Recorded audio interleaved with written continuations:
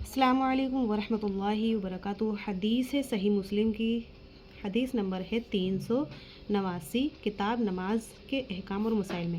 اعرج نے ابو ہریرہ رضی اللہ تعالیٰ عنہ سے روایت کی ہے کہ بلا شبہ نبی پاک صلی اللہ علیہ وسلم نے ارشاد فرمایا کہ جب نماز کے لیے اذان دی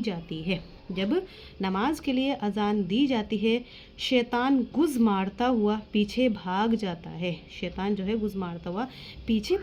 ہے تاکہ اذان نہ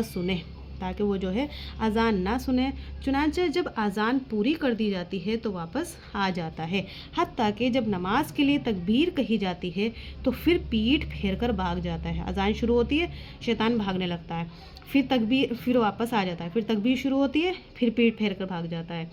یہاں تک کہ جب تک تکبیر ختم نہیں ہو جاتی واپس نہیں آتا، پھر ختم ہو جاتی ہے تو پھر آ جاتا ہے، تاکہ انسان کے دل میں وسوسے ڈالتا رہے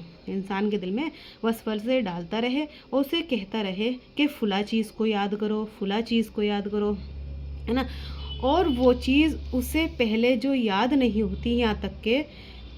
آدمی کو یہ حالت ہو جاتی ہے کہ اس کو پتہ ہی نہیں چلتا اس نے نماز کتنی پڑھی ہے۔ اکثر ایسا ہوتا ہے نا، ہمارے نماز میں ادھر ادھر دھیان بھٹکتا ہے کہ ہم نے وہ چیز کری تھی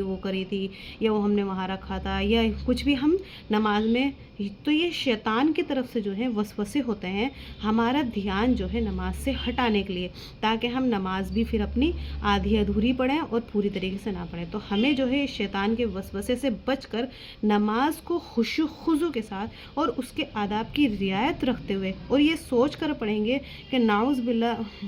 اللہ نہ کرے ہو سکے کہ ہماری آخری نماز ہے، ہمارے دائیں بائیں فرشتے کھڑے ہیں، پیچھے ملک الموت ہے، انشاءاللہ ہم نماز کو پورے خشوع خضوع کے ساتھ اور آداب کے ساتھ اگر ادا کریں گے تو ہماری جو ہے نماز انشاءاللہ ہماری نماز میں شیطان وسوسے ڈال ہی نہیں پائے گا، اور ہم شیطان کے وسوسے پر اگر ہم غالب آ گئے، ہم نے اس کے وسوسوں کو توڑ دیا تو اس کی ہمت ہی نہیں ہوگی کہ ہمیں پھر بار بار بہکا سکے، بلکہ اس کی خود کی کمر ٹوٹ جائے گی اور شیطان وہاں سے بھاگ جائے گا۔ تو ہمیں اس شیطانی جب بھی ہمارے ساتھ ایسا ہو ہم فوراً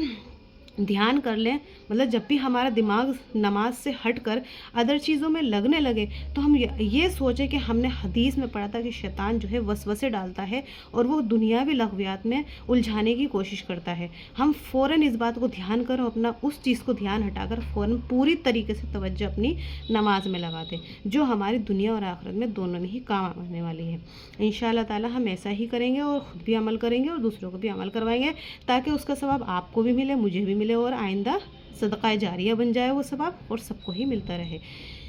السلام علیکم ورحمۃ اللہ وبرکاتہ۔